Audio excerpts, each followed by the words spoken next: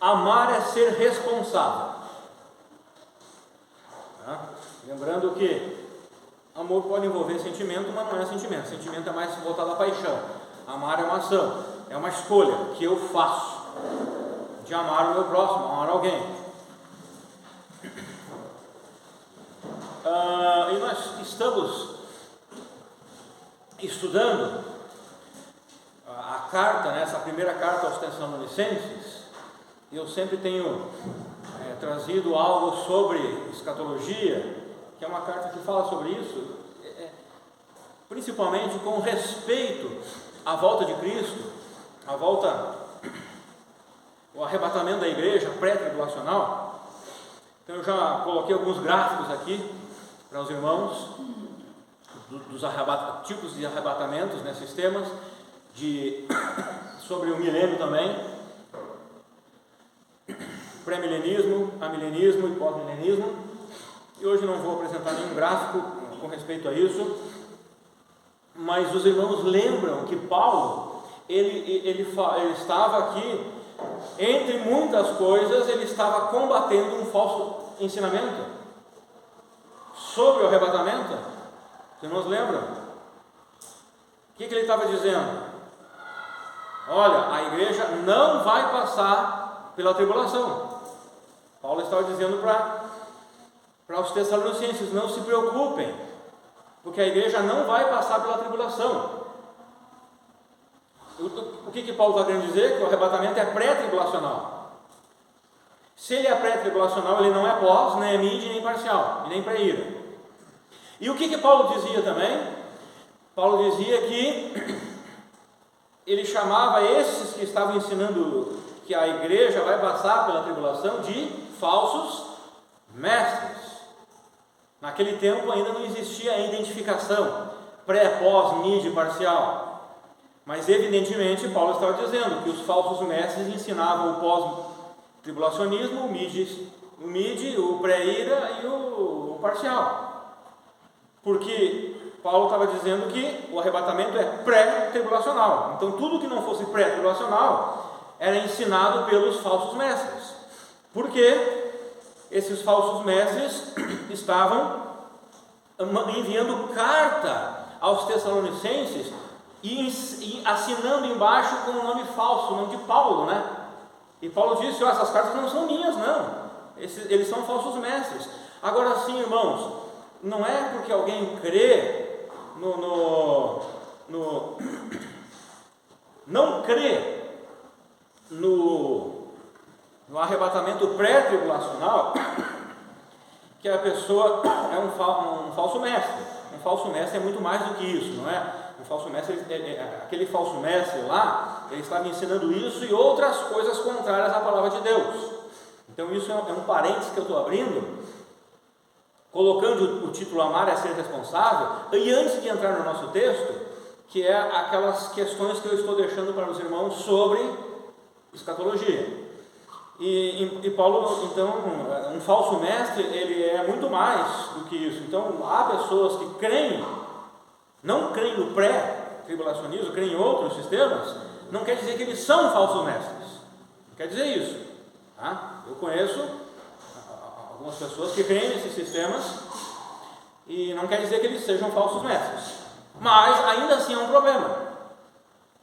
Por quê? Porque Paulo estava falando para a igreja, para os irmãos dos Tessalonicenses: não é para vocês crerem que vocês estão na tribulação.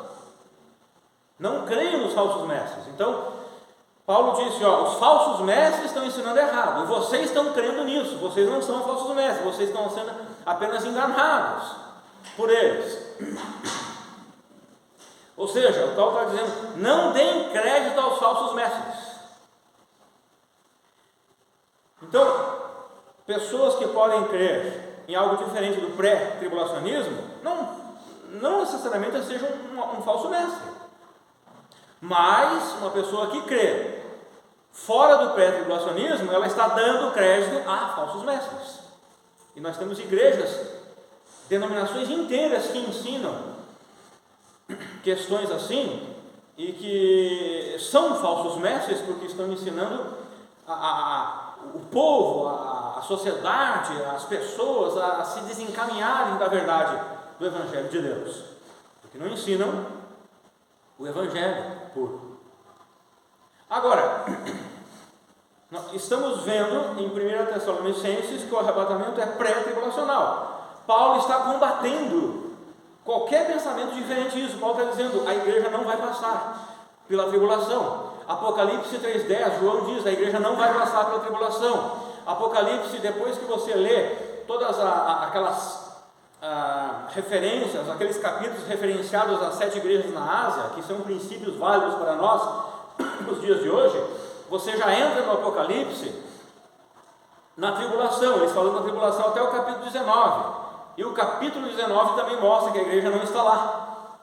O capítulo 20 mostra o milênio. Você vai para Mateus 24, por exemplo, que é um texto muito usado principalmente por pós-tribulacionistas, tá? De repente, aqueles que não pegaram desde o início essas explicações estão um pouquinho assim, o que ele está falando, né? Mas calma, já vou entrar aqui no texto, né? Só para aqueles irmãos que têm pego desde o início. Você lê Mateus 24, por exemplo. Se você lê Mateus 24 de uma forma narrativa sequencial, você vai ser um pós-tribulacionista, pronto. Porque você lê lá, vai acontecer isso. Só que geralmente profecias, principalmente voltadas à escatologia, é muito difícil você ler com uma narrativa sequencial. Daniel 9, Apocalipse, Tessalonicenses, Mateus. Então, se você lê Mateus 24 como uma narrativa sequencial, você vai dizer a igreja vai passar pela tribulação. Mas daí você vai para 1 Tessalonicenses e você lê, a igreja não vai passar pela tribulação. E agora? A Bíblia está errada. A Bíblia tem contradição. Porque 1 Tessalonicenses diz que não vai e Mateus diz que vai.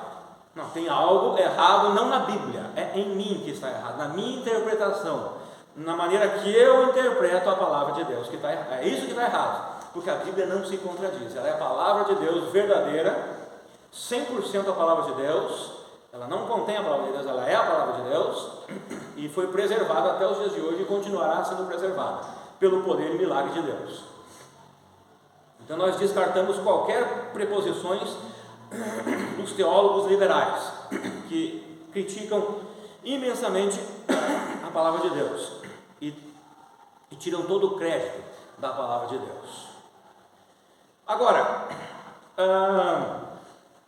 poxa, se um texto ensina uma coisa e o outro está ensinando outra, não é que o outro está ensinando outra, é que Mateus 24 não deve ser lido como uma narrativa sequencial, deve ser lido com um recurso literário chamado quiasma. É umas coisas que tem aí no meio aqui, né? De técnicas, mas que é o quê? Vocês lembram lá que Mateus 24, ou vocês podem ler e lembrar depois, os discípulos fazem 2 perguntas para Jesus. Os discípulos perguntam para Jesus quais são os sinais da sua volta e quando isso acontecerá. Ou invertido, agora não lembro. Acho que ele primeiro pergunta quando ele virá e depois os sinais. O quiasmo, então, é um recurso literário que ele responde perguntas ao inverso sempre. Ou ele responde de trás para frente. Nesse caso, Jesus usou esse recurso literário aqui, onde tem 2 ou mais perguntas, ele não começa respondendo da primeira, mas começa respondendo da última. E foi o que Jesus fez aqui, ele começou respondendo da última. E quando ele começa respondendo da última, até o versículo 35, ele está falando sobre a tribulação. O versículo 36, até 40 alguma coisa, ele responde a primeira pergunta. Ele responde por segundo, ele responde por segundo a primeira pergunta dos discípulos.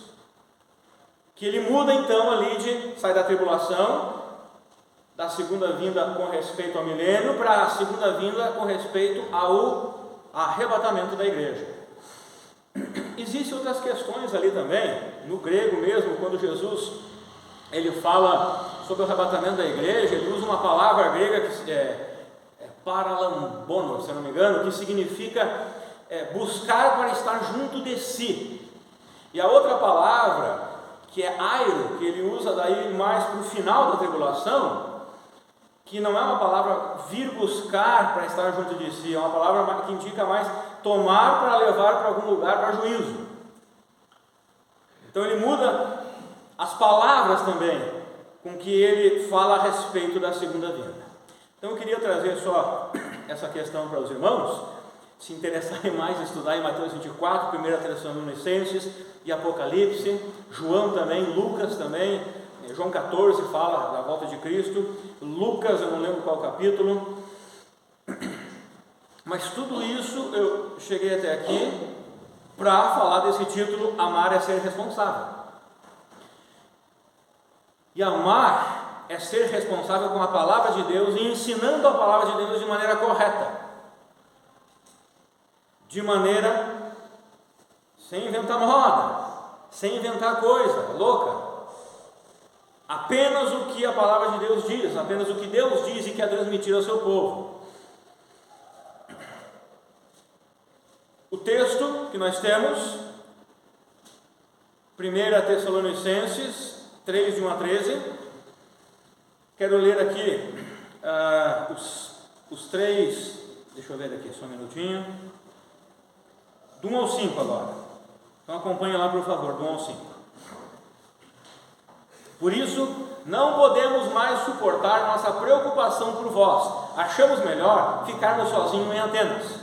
E deste modo, enviamos o nosso irmão Timóteo, cooperador de Deus no Evangelho de Cristo, para vos fortalecer e vos encorajar na fé, a fim de que ninguém fraqueje diante das aflições, porquanto estáis bem informados de que fomos destinados para isso. Destinados para quê? Para essas aflições. Pois quando ainda estávamos convosco, já vos advertíamos que haveríamos de sofrer tribulações, como de fato ocorreu, como também é do vosso pleno conhecimento.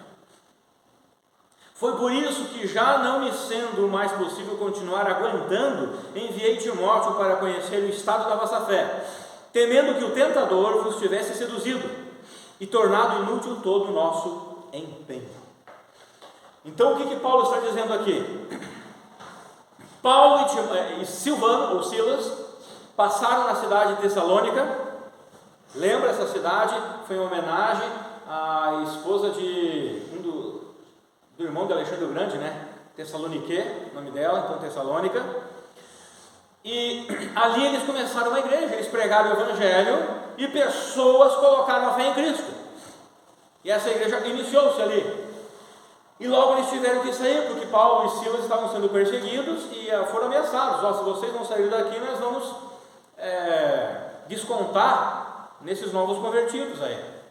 Então Paulo e Silas, para não criar problemas para os novos crentes, eles saíram. E ele estava muito preocupado.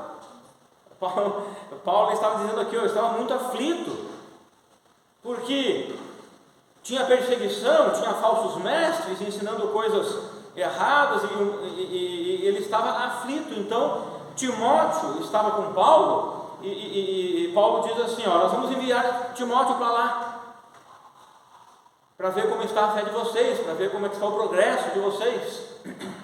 E ele diz ali, no versículo 5, foi para isso que, já não mais me sendo possível continuar aguentando, eu não estava mais aguentando, eu enviei Timóteo para conhecer o estado da vossa fé, como estava a vossa fé, porque eu estava temendo que o tentador, o diabo, tivesse seduzido vocês e tirado vocês da verdade do Evangelho, levado vocês para o mundo. Ele estava com medo disso. Eu, Paulo e Silas não estamos mais aí, então eu fiquei um pouco preocupado. Esses falsos mestres estavam aí em cima de vocês, ensinando vocês que vocês estavam já na tribulação. Vocês estavam sofrendo perseguição ali da sociedade, do governo. Eu estava com medo que Satanás tivesse seduzido vocês. Por exemplo, a gente está sofrendo tanto por causa do Evangelho, vamos largar isso de mão, vamos viver a vida de qualquer jeito. Vamos acreditar nesses falsos mestres mesmo, né? Eles nem pensavam que eram falsos mestres, vamos acreditar neles. Paulo e Silas estão longe e eles estão aqui por perto, querendo nos ensinar. Então vamos acreditar neles. É isso que Paulo está dizendo. Eu temia que Satanás tivesse seduzido vocês e vocês tivessem sucumbido às perseguições e aos falsos ensinos. E daí ele diz assim, e se fosse assim, todo o nosso empenho, o nosso trabalho entre vocês ia se tornar inútil, em nada, a gente passou aí por nada, fez por nada. Agora,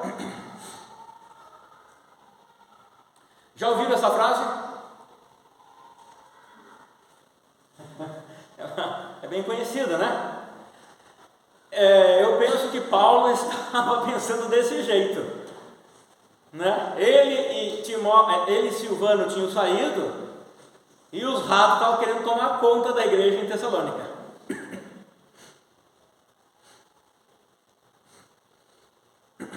Podia ter acontecido isso na igreja de Tessalônica, quando os fundadores Paulo e Silvano partiram. Só que não foi isso que aconteceu, graças a Deus. Timóteo foi lá, e quando Timóteo voltou, Timóteo falou para Paulo e Silas: olha, eles estão crescendo na fé, eles não acreditam nos falsos mestres, eles estão desenvolvendo a santificação na vida deles até Cristo voltar para ser arrebatado. Então eles não estavam sendo pós-tribulacionistas, eles estavam sendo pré. E eu conheço uma pessoa que já foi ensinada sobre isso, e ela posta várias coisas num grupo de guerra, de arma, de perseguição, e depois ela escreve embaixo: estamos nos finais dos tempos. Eu fico pensando, mas de onde esse homem tira isso aí da Bíblia, que não está lá? Se ele lê Apocalipse, irmão, leia Apocalipse. Vai chegar um tempo que os homens vão pedir para as rochas se jogarem em cima deles. É desespero total você falar com pedra. Você fala com um ser humano.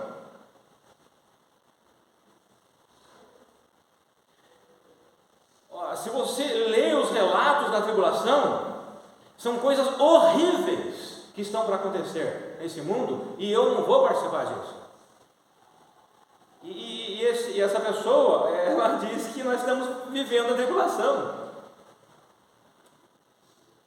Ela coloca algumas pequenas perseguições ou pequenas guerras no mesmo nível do que a Bíblia fala sobre realmente o que é perseguição, o que é tribulação. Imagina pessoas estarem tão angustiadas nas suas vidas que desejam que as rochas se atirem em cima delas. Isso sim é tribulação. Nós nem estamos perto disso. E tem pessoas que dizem que nós estamos no final dos tempos. A Bíblia ensina completamente o contrário. E quando Timóteo voltou, vocês vão ver aqui no relato, Timóteo disse assim, eles estão crescendo na fé, eles estão vivendo uma vida de santidade, crescendo em santidade. Ou seja, Paulo, eles estão fazendo aquilo que você ensinou eles a fazer até Cristo voltar. Porque Paulo tinha dito, não, Cristo não voltou ainda, continue se santificando até a volta dele. E quando ele voltar, ele vai encontrar vocês fiéis, e levará vocês. E Timóteo volta com essas boas notícias. Então os ratos não conseguiram dominar, fazer a festa na igreja em Tessalônica. Quando eu falo de fé firme, me refiro às doutrinas bíblicas que eles aprenderam de Paulo e Silvano. Tempos atrás eu ouvi também alguém falar, não, a salvação é só pela graça, e é só pela graça, e é só crer em Cristo. Não, peraí.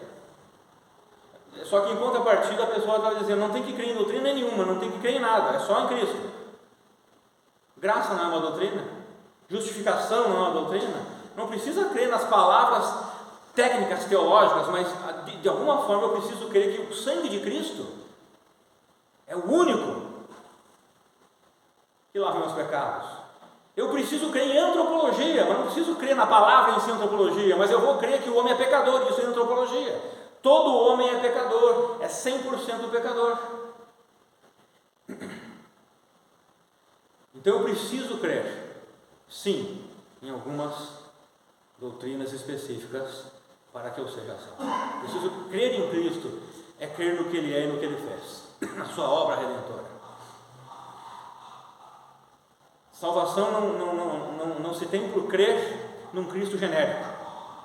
mas por crer num Cristo que morreu na cruz, que derramou do seu sangue, que me livra da eternidade no inferno. Eu creio em doutrinas, a doutrina de Cristo para a salvação. Fé firme não se refere somente à prática, dentro de duas linhas toleráveis, mas à guarda das doutrinas dos apóstolos. Isso é ter fé firme, porque eu pratico naquilo que eu creio, naquilo que eu tenho fé. Então, eu vou praticar naquilo que eu creio. Se eu crer nas doutrinas dos apóstolos, eu vou praticar a doutrina dos apóstolos. Agora, se eu creio em outras coisas, eu vou praticar aquilo que eu creio. Também fé firme se refere a não viver mais moldado pelo mundo secular, profano, ou pelo sistema mundano que está à afronta de Deus. Por que eu não posso viver? Porque ele está à afronta de Deus. Então, como que eu vou viver? Como que eu vou ser amigo daquele que é inimigo de quem eu quero adorar? Não tem cabimento, não tem lógica. Isso não é algo nem inteligente. Paulo e Silvano tiveram que deixar os Tessalonicenses sozinhos, e eles andaram em fidelidade a Deus, apesar de serem aliciados por falsos religiosos e falsas doutrinas. Como o ensino de Cristo já havia voltado e que os Tessalonicenses já estavam na tribulação, Era um dos ensinos daqueles falsos mestres: Cristo já voltou e vocês estão na tribulação. Isso se chama responsabilidade. Aqueles irmãos eram suficientemente maduros na fé para viverem sem a supervisão de perto, e eles amadureceram rapidamente. Provavelmente Paulo e Silvano estiveram com eles apenas por um ano praticamente. Em um ano eles cresceram tanto na fé, e Paulo ensinou eles, estando presente depois por carta, que eles não recusavam os ensinamentos de Paulo. Eles não fizeram assim: esse pregador aí, esse missionário aí está falando aí. Não, eles deram crédito aos ensinamentos de Paulo e descrédito aos ensinamentos dos falsos mestres. Infelizmente, hoje em dia, há muitos e muitas pessoas, inclusive que se dizem crentes, que não têm dado mais crédito aos ensinamentos de pastores e missionários e lideranças bíblicos, que está na Bíblia, que está ali na Bíblia, objetivamente. Isso é uma tristeza. Mas isso que os Tessalonicenses estavam vivendo se chama responsabilidade. Eles amadureceram rapidamente, apenas em um ano. Isso é o que cada pastor e cada igreja deve almejar, mas muitas vezes são exceções. Normalmente igrejas que ficam sem uma liderança espiritual, uma liderança pastoral, logo entram em colapso, em conflitos, a divisões, brigas por poder, e seguem ao mundo, etc. Toda igreja precisa dos cuidados pastorais, e uma igreja responsável acatará um ministério debaixo da palavra de Deus. Uma igreja responsável será uma bênção para seus líderes. Paulo amava muito aquela igreja, e por isso ele se preocupava muito com sua saúde espiritual. Pelas suas palavras nós podemos deduzir que Paulo faria qualquer coisa pelo bem-estar daqueles irmãos.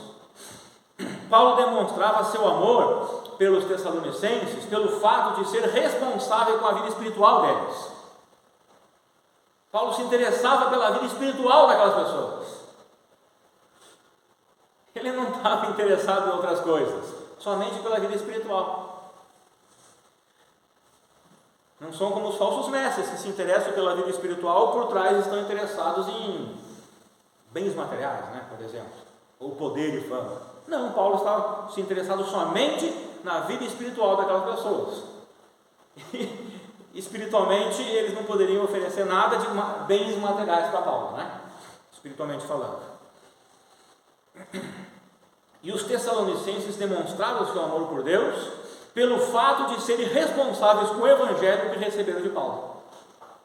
É como um homem ou uma mulher que demonstra o seu amor por sua família, mostrando que são responsáveis, cuidando da sua família, cuidando dos filhos, um cônjuge cuidando do outro. Quando nós amamos alguém ou amamos algo, nós demonstramos isso sendo responsáveis para com aquela pessoa ou para com algo.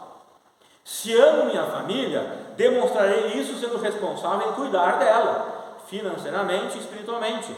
Se amo minha igreja, demonstrarei isso sendo responsável em cuidar dela, financeiramente e espiritualmente.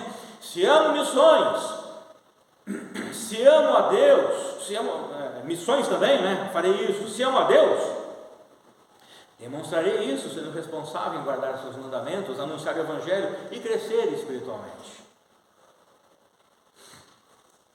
Nós já lemos ali os versículos de 1 a 5, tá? Então Paulo, ele não aguentava mais de angústia pela vida daqueles novos crentes em Tessalônica. Paulo precisava saber notícias deles e precisava ajudá-los na fé. Era o desejo de Paulo, ajudá-los na fé. Paulo e Silas não podiam voltar àquela cidade, porque eles poderiam trazer problemas para aqueles irmãos, né? Já que eles estavam passando por perseguição e eles estavam sendo minados também por falsas doutrinas. E a presença de Timóteo era um fortalecimento para Paulo e Silas. É bom quando nós temos amigos, né? Principalmente no ministério. E não é bom desfazer desses amigos fiéis e leais no ministério. Você quer ter por perto. Então Paulo, Silas e Timóteo eram amigos leais e fiéis no ministério, eles estavam juntos. E Paulo abre mão de sua amizade para que outros fossem abençoados. Isso é maravilha. Paulo não ia dizer para qualquer um ir lá ajudar os tessalonicenses, que ele não confiava ou que já tinha sido desleal com ele. Não. Vou enviar alguém leal, que é leal ao meu ministério comigo, para ir ajudar aqueles irmãos, porque eu tenho certeza que isso vai dar certo. A necessidade dos tessalonicenses era muito maior do que a necessidade de fortalecimento de Paulo, a companhia de Paulo com Silas e Timóteo. Por isso Paulo prefere ficar sem sua companhia, e enviá-lo aos novos irmãos para fortalecê-los e para confortá-los. A preocupação de Paulo era como a preocupação de um pai para com seu filho. Paulo não tinha certeza de como eles iriam se comportar sozinhos. Eles poderiam fraquejar na fé diante das aflições e diante da militância dos falsos mestres. Então começa essa figura que você está vendo ali, o pai fazendo muque e o filhinho também. Então era Paulo embaixo, fazendo, eu sou forte em Cristo e vou fortalecer vocês em Cristo, enviando Timóteo, que é um fiel companheiro meu. O Timóteo era leal a Paulo. Lembra? Paulo não mandava qualquer um, ele mandava quem era leal a ele, porque era leal a Cristo também. Então isso tudo mostra o tamanho do altruísmo de Paulo, um exemplo que cada um de nós deveria ter como modelo. A presença de Timóteo fortalecia Paulo e Silas. Provavelmente mais tarde, até Silas precisou partir, Paulo ficou sozinho. Mesmo assim, Paulo sempre percebeu a necessidade maior dos outros, das outras igrejas. O que Paulo iria ganhar com isso? Fama? Dinheiro? Conforto? Nada disso. Paulo tinha amor pela herança do Senhor, a igreja, e era um amor responsável. Paulo podia pensar como a maioria de crentes pensam hoje em dia: o que eu vou ganhar com isso? Mas Paulo não pensou dessa forma. Paulo já havia ganho a salvação. Ou ele poderia pensar da seguinte maneira: eu não vou me sacrificar por eles, vai que mais tarde eles vão querer me maltratar, como os crentes em Corinto fizeram comigo, me maltratando. Paulo não pensou dessa forma. Ele nem pensou nisso, ele nem pensou eles vão me maltratar. Paulo apenas disse: eu vou ajudá-los, eu vou oferecer ajuda espiritual para eles. Na verdade, o que Paulo está fazendo era colocando eles nas mãos do Senhor Deus, como ele fez com a igreja de Corinto também, que ajudou muito aquela igreja. Paulo sempre colocou aqueles irmãos daquela igreja nas mãos do Senhor, e é isso que cada um de nós deve fazer, colocar igrejas, irmãos, nas mãos do Senhor. Mas provavelmente Paulo pensava que já havia recebido muito do Senhor, e não importava a atitude dos Tessalonicenses no futuro. Paulo tinha certeza de que o Senhor Jesus nunca iria deixá-lo na mão, nunca iria abandonar. Ou seja, os Tessalonicenses podem me abandonar, mas o Senhor Jesus não irá me abandonar, é a Ele quem eu sirvo. Será que a igreja de hoje vive desta maneira? Será que a igreja de hoje tem esse mesmo pensamento? Na maioria das vezes, os crentes estão mais do que prontos para investir seu precioso tempo e dinheiro em coisas que lhe dão prazer. A grande verdade é que muitos crentes ainda não desenvolveram o prazer pelas coisas de Deus, pelo Evangelho, pela igreja, etc. Mas têm desenvolvido o prazer em coisas que não são eternas, e até coisas pecaminosas. Então não há nenhum problema em investir o seu tempo e o seu dinheiro em coisas que lhe dão prazer, desde que você desenvolva na sua vida o ter prazer nas coisas de Deus. Entendeu?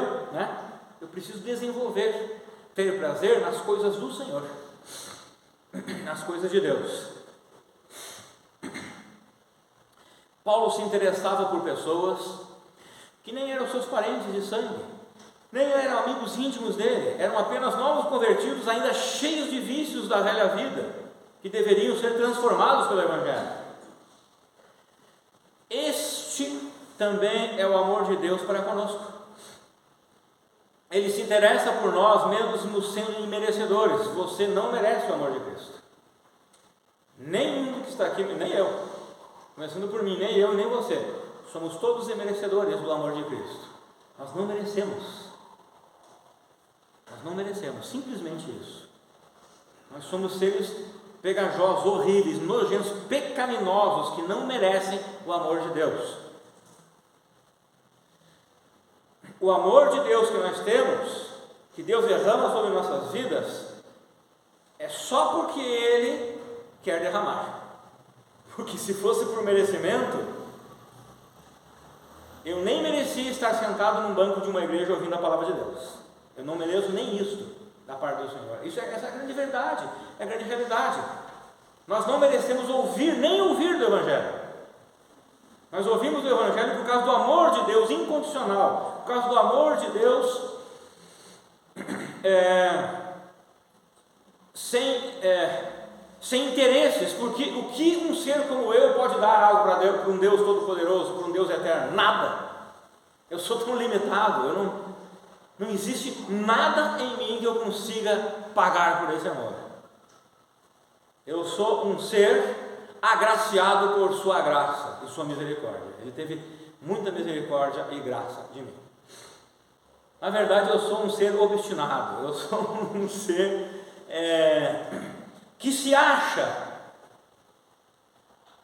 merecedor, que se acha santinho, que se acha certinho e de bom caráter. Eu não sou esse ser. Cristo me fez assim, Cristo tem feito de mim assim, me transformado para ser assim, mas eu em si mesmo não sou isso. Esse é o amor de Deus para conosco. Ele se interessa por criaturas terríveis como eu e você. Ele se interessa por seres egoístas como nós somos. Pegue sua mente agora, de segunda-feira até hoje. Eu estou pegando a minha aqui e estou tentando lembrar algumas vezes que eu fui egoísta, já lembrei de algumas. Faça isso, você agora. Você vai ver que você foi egoísta, você foi orgulhoso, você foi preguiçoso algumas vezes. Nós somos assim e Deus nos ama. Mesmo assim, mesmo sendo seres de mente dura, que não deixam a palavra de Deus entrar e transformar, mesmo sendo seres insensíveis. Nós somos insensíveis com a palavra dele, nós somos insensíveis com o amor que Cristo nos oferece, nós somos insensíveis com o nosso próximo, mesmo sendo seres de corações com sentimentos cruéis. Nós temos sentimentos cruéis em nossos corações. Mesmo assim, Ele nos amou. Cada escolha que fizemos em nosso novo dia, quando Deus permite que acordemos, porque Ele permite isso, comprovam quem realmente nós somos. A grande verdade é que o que você tem e o que você é algo indevido. Essa é a grande verdade. Tudo que você tem, tudo que você é algo indevido, porque você não merece. Porque Deus não tem nenhuma obrigação de abençoar a minha vida e a sua vida.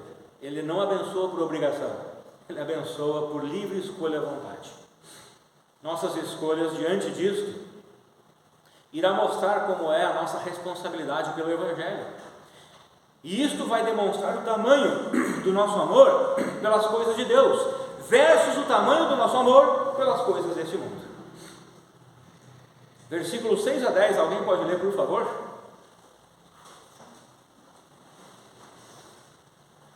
Envio, porém, agora Timóteo, de vós para nós, e fazendo-nos boas novas da vossa fé e caridade, e de que sempre temos boa lembrança de nós, desejando muito ver-nos como nós também vós. Obrigado, irmã. Quando Timóteo volta trazendo boas notícias dos Tessalonicenses, ele acaba também trazendo alívio ao coração de Paulo. Quando Paulo sabe do bom proceder dos seus filhos na fé. Paulo, ao saber que os Tessalonicenses estavam andando de forma responsável, ele fica aliviado. Eles cresceram espiritualmente e era uma igreja responsável. No versículo 9, Paulo expressava grande gratidão a Deus pela satisfação em se alegrar pelo crescimento responsável dos Tessalonicenses. Aqueles irmãos não decepcionaram Paulo, muito menos o Senhor Jesus, né? Versículo 9, então nós temos o versículo 9 aqui, pois quanta gratidão podemos expressar a Deus por vocês. Por quê? Diante da grande satisfação, Paulo tinha satisfação com que nos alegramos por vossa causa perante nosso Deus. E qual foi a satisfação de Paulo? O crescimento espiritual dos Tessalonicenses. Eles não tinham definhado na fé. Lembra hoje de manhã que eu falei que eu encontro alegria em servir e não ser servido? É uma alegria diferente e nova. Em que você tem se alegrado? No que você tem tido satisfação? Faça essa avaliação em sua vida. Você pode ver ali que o mundo é assim geralmente. As pessoas à sua volta são assim, sempre reclamando, murmurando, egoístas, sempre insatisfeitas. Mas você pode ser o bonequinho amarelo, o ovinho amarelo, satisfeita por ser de Cristo, por ter Cristo e a salvação. Se sua resposta for que você tem se alegrado, se satisfeito mais nas coisas desse mundo do que nas coisas de Deus, urgentemente o seu coração precisa ser transformado pelo Evangelho. Suas afeições ainda continuam desordenadas. Não parta desse mundo sem provar verdadeira alegria e satisfação em servir a Deus como um crente. Eu quero ler o versículo 10 novamente. Na King James, diz assim: suplicando continuamente, noite e dia, para que possamos ver o vosso rosto e suprir o que falta à vossa fé. Agora na ARA, a revista atualizada. Orando noite e dia com o máximo empenho, para vos ver pessoalmente e reparar as deficiências da vossa fé. E agora na NVT. Noite e dia oramos por vocês com fervor, pedindo que possamos vê-los novamente, a fim de ajudá-los a aperfeiçoar a fé. Então, nos 3 versículos, nós encontramos as seguintes palavras: suprir, reparar e aperfeiçoar. Né? Suprir na King James, reparar na Ara, e na NVT nós encontramos a palavra aperfeiçoar. Essas palavras foram traduzidas para o português do verbo original katargel. O sentido original desse verbo lá no grego, que o Novo Testamento foi escrito no grego, katargel, é anular, abolir, cessar, parar, cancelar, acabar, destruir, aniquilar, livrar-se, separar-se, tornar ineficaz, inútil, improdutível, impotente, vazio, sem sentido e nulo. Então, aquela palavrinha no grego significa todas essas em português, tá? Mas nas três versões, você não encontra nenhuma dessas palavras, né? Você encontra reparar, aperfeiçoar e... deixa eu olhar para lá que está mais colorido lá. E suprir. Você não encontra essa palavra, está lá no texto. E essa palavra quer dizer todas essas em vermelho, mas você não encontra nenhuma delas lá, você encontra essas aqui, ó. Não tem problema nenhum com isso, eu vou explicar por quê. A palavra foi traduzida para aperfeiçoar, ou suprir ou reparar, pelo motivo de que é possível ser aperfeiçoado na fé, anulando, abolindo, cessando, parando, cancelando, acabando, destruindo, aniquilando. Vamos colocar ali a outra, né? Aniquilando, livrando-se, separando-se, tornando ineficaz, inútil, improdutivo, impotente, vazio, sem sentido e nulo o pecado em nossas vidas. Ou melhor, o velho homem em nossa nova vida. Ficou um pouco escuro ali, né? Mas... então, foi colocada a palavra aperfeiçoar, suprir ou reparar, porque essas palavras aqui ajudam a anular, ou abolir, ou qualquer uma dessas aqui, que é o katargel, o pecado em nossas vidas, ou melhor, o velho homem em nossa vida. Então, mesmo que não foi colocada o sentido do português da palavra katargel lá, foi colocado outras 3 palavras, o sentido final é até mais rico. O que Paulo quis dizer é que nós podemos alcançar um estado de perfeição em nossas vidas pelo aperfeiçoamento de nossa fé. Isso não quer dizer que esse estado de perfeição será sem pecado ou sem os desejos do velho homem, mas com menos pecado e com um nível de satisfação com as coisas de Deus mais do que com as coisas deste mundo. O tamanho do seu amor por Deus será demonstrado pela sua responsabilidade em aperfeiçoar a sua fé. Alguém pode ler os últimos versículos do 11 ao 13, por favor?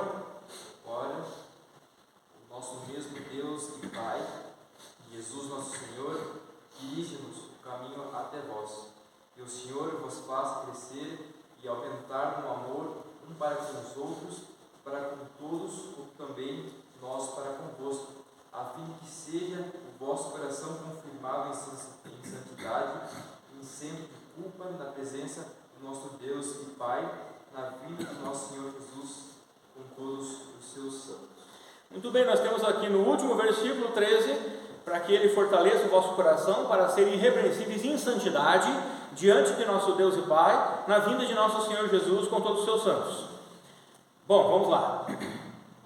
Aqui ele está falando, vocês devem viver em santidade até a volta do Senhor, com todos os seus santos. E aqui, aqueles que não são pré-tribulacionistas, eles gostam de pegar o versículo, com todos os seus santos, está querendo dizer que é a segunda volta. Cristo vai voltar com os seus santos que foram arrebatados, passaram toda a tribulação, ou foram arrebatados no meio da tribulação, ou em alguma parte da tribulação, seja lá qual for, e vai voltar com os seus santos. Mas vamos lá. Paulo desejava 2 coisas para seus filhos espirituais: que eles crescessem e transbordassem em amor uns para com os outros, seguindo o seu exemplo de amor por eles. Era o primeiro desejo de Paulo, que os tessalonicenses transbordassem e crescessem em amor uns pelos outros. E o segundo desejo é que Deus fortalecesse os seus corações para que fossem irrepreensíveis em santidade. E tudo isso deveria continuar até a vinda de Cristo. Então, até a espera deles por Cristo, eles deveriam continuar crescendo em santidade. Isto é algo que nós também devemos fazer enquanto esperamos a vinda do Senhor. E você pode responder a você mesmo: quais são os teus objetivos nesse mundo? Meu objetivo é ter 3 carros, ter casa na praia, na fazenda. Meu objetivo é esse ou aquele. Ok, bem, não necessariamente pode ser pecado isso, né? Mas isso não será levado em conta na eternidade por Cristo. Quais são os seus objetivos espirituais? Quais são os seus objetivos para com o Senhor Deus, Criador dos céus e da terra? Aquele que pode lançar uma alma no inferno e no céu. Ninguém mais pode fazer isso senão Ele. Aquele que é dono do céu e dono do inferno também. Não é Satanás dono do inferno, né? Não se engana pensando que Satanás quer, não. Satanás será preso e torturado lá no inferno. Ele cumprirá a pena lá. Deus é o dono do inferno. Quais são os seus objetivos até a vinda do Senhor? Se você não é salvo, é bom que você coloque a fé nele. Porque se Cristo voltar, Ele não vai te levar, você vai ficar para a tribulação, para o tempo de angústia aqui. Será que crescemos tanto em santidade que chegamos a um ponto em que não há mais possibilidade de crescer? É claro que não. Isso somente quando nós somos glorificados que vai acontecer. Isso não quer dizer que nós não devemos nos esforçar para crescer até Cristo voltar. Porque era o que Paulo estava dizendo: continue se santificando, crescendo espiritualmente até a volta de Cristo. E no verso 13 encontramos a expressão: na vinda de nosso Senhor Jesus, com todos os seus santos. E aí vem os outros lá, dizendo: olha, viu, o arrebatamento não é pré-tribulacional, porque tem que ser com os seus santos. E no arrebatamento pré-tribulacional é só Cristo vindo, Ele não está com os seus santos ainda. Com todos os seus santos pode indicar a vinda de Cristo para estabelecer seu reino milenar, como dizem os outros que não são pré-tribulacionistas. Mas conforme todo o nosso contexto de 1 Tessalonicenses, de que a vinda de Cristo se refere ao arrebatamento, porque até agora estamos vendo que Paulo está desfazendo o ensino dos falsos mestres, de que os crentes tessalonicenses já estavam vivendo tribulação, então tal expressão deve se referir à vinda do Senhor no arrebatamento. Irmãos, a nossa tendência é sempre ir para o erro. Nós podemos aprender algo certo da Bíblia quando nós chegamos em algum texto que nós não entendemos direito. Geralmente nós queremos entender o lado oposto, sempre o errado, não o correto.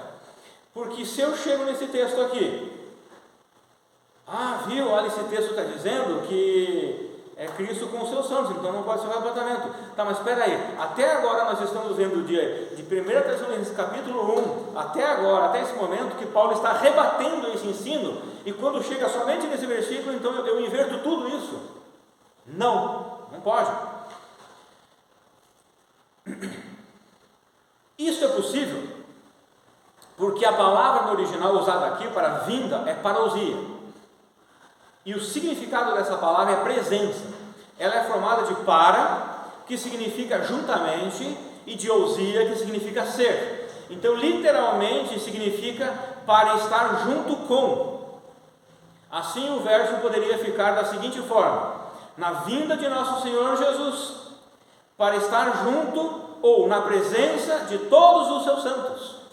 Ou seja, mudou completamente o sentido. Parousia, existem outras palavras que eu não lembro agora, que são relacionadas com a vinda do Senhor, mas quando é parousia, significa para ficar junto, para estar junto dos seus. Então, a tradução não foi muito feliz para o português aqui, da maneira que ela colocou, porque a palavra grega parousia quer dizer que Cristo vem para estar junto dos seus, dos santos. Quem é santo? Santo é todo aquele que coloca a fé em Cristo, esse é santo. Santo é uma palavra grega que quer dizer separado. Então eu fui separado do mundo, eu fui tirado do mundo para viver para Deus, eu sou um santo agora. Não tem nada a ver com o santo da Igreja Católica, tá? Não tem nada a ver com isso. A palavra santo no grego é hagios, que quer dizer separado de algo para viver para outro algo. Então separado do mundo para viver para Deus. Eu fui tirado do mundo para viver para Deus agora. Eu, Rafael, quando tinha 18 anos, Deus me encontrou e me tirou, eu coloquei a fé nele, crendo nas doutrinas de Cristo, e assim ele me tirou de eu viver mais, não mais viver com o objetivo das coisas desse mundo, e viver agora com o objetivo das coisas lá dos céus. Então, quando nós olhamos para a palavra correta, parousia, o seu significado, pronto, está definido. Jesus, ele não vem, ele vem com os seus santos no sentido de estar junto com os seus santos, mas no português foi traduzido por vinda, que parousia quer dizer vinda, mas que dependendo do contexto pode ter o mesmo significado que presença. Quando falamos para alguém que estamos felizes com a sua vinda, irmão, estou feliz com a sua vinda. No início aqui, eu não dei boas-vindas a todos, mas o que eu quis dizer? Eu dei boas-vindas à sua presença, você está presente aqui. Não me interessa como você veio, cada um veio de forma diferente, uns vieram a pé, outros de bicicleta, outros de carro. E é isso que ele está querendo dizer aqui, a presença de Cristo com os seus santos. Isto é normal na passagem de uma língua para outra. Por isso o contexto é muito importante, sempre o contexto é muito importante, nós nunca podemos esquecer o contexto. Porque uma passagem de uma língua para outra sempre pode acontecer essas questões. Lembra do versículo 10, visto anteriormente? A palavra catargel foi traduzida por aperfeiçoar, reparar ou suprir, mas o seu significado original é anular, abolir, cessar, parar, cancelar, acabar, destruir, aniquilar e assim por diante. E a palavra que foi usada foi aperfeiçoar, reparar ou suprir, e que dá um significado de aperfeiçoar a minha vida, reparar a minha vida, suprir a minha vida para cancelar ou acabar ou aniquilar o pecado que é em mim. Então não tem problema nenhum com isso. O mesmo que aconteceu no versículo 10 está parecido acontecendo aqui no versículo 13. Mas pelo contexto nós entendemos que aperfeiçoar se encaixa perfeitamente porque diz respeito a uma ação de deixar um estado que não é bom para um estado melhor, da imperfeição, o velho homem, para a perfeição, o novo homem em Cristo. Isso foi somente uma explicação, então, para tentar explanar alguma dúvida a respeito daquela expressão do versículo 13, que pudesse levar alguém a pensar num arrebatamento que não fosse pré-tribulacional, focando somente numa expressão e perdendo todo o contexto da carta aos Tessalonicenses. Então eu vou focar só nessa expressão e perco o resto do contexto. Aí eu posso fazer besteira mesmo, e pensar coisa diferente. A grande verdade é que cada cristão deve se esforçar para viver em santidade até o arrebatamento, porque facilmente nós podemos viver uma vida focada em nós mesmos. Isso é natural por causa da velha natureza, que ainda habita em nós. Como disse o Álvaro, o crescimento cristão normal traz consigo um aumento do amor mútuo e para todas as pessoas. O verso 13 mostra que devemos ser irrepreensíveis em nossa santidade. Isso quer dizer que devemos alcançar algo. E isso também quer dizer que ainda não alcançamos este algo, que é a santidade. Porque Paulo liga a irrepreensibilidade da santidade com a volta de Cristo. Por que ele faz isso? Por que Paulo liga a irrepreensibilidade da santidade com a volta de Cristo? É porque só alcançaremos isto na volta de nosso Senhor. Mas enquanto esperamos pela volta, devemos nos esforçar para alcançarmos santidade em nossas vidas. Quem pensa que já chegou num nível de espiritualidade que não há mais espaço para crescer, sinceramente está numa situação ou num nível espiritual muito difícil. às vezes até muito mais abaixo do que o novo convertido. Há pessoas que são muito responsáveis em suas vidas, mas a motivação que leva elas para a sua responsabilidade não é por amor à glória de Deus, é apenas por amor ao seu ego, ao seu orgulho. Há pessoas que dizem que são responsáveis em determinadas coisas e batem no peito. Acabou, né? A pilha não tinha percebido. E bate no peito. Eu sou responsável, veja só como eu sou responsável.